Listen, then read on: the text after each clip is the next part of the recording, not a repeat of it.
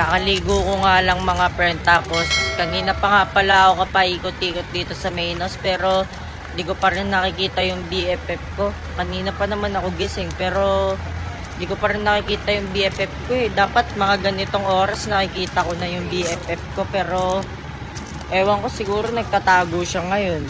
Pero di ko alam. Dahil siguro sa nangyari kagabi.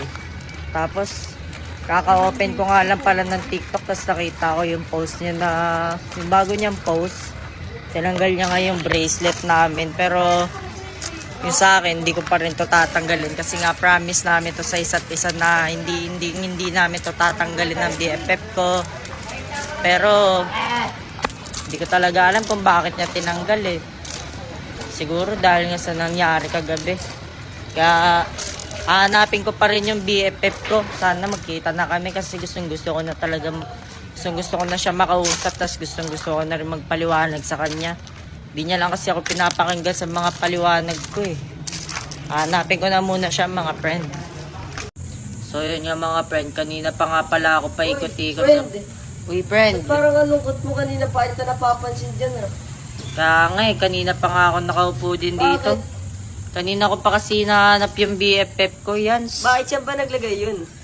Ewan ko, di ba kanina pa ako gising? Eh dapat sa mga ganitong oras eh hapon na dapat nakikita ko na yung BFF dapat ko. magkasama na rin kayo ganitong oras. Kaya nga eh, pero hanggang ngayon di ko pa rin siya nakikita.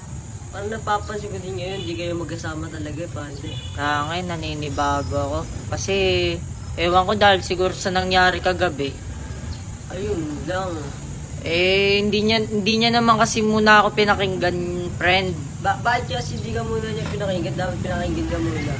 Kaya nga eh, Pinakinggan ka muna dapat niya. nag-walk out kasi siya agad. Tas ngayon, di ko na alam kung paano ko ipapaliwanag yung side ko. Kasi walk out siya agad eh. Di niya man lang muna ako inayaan magpaliwanag.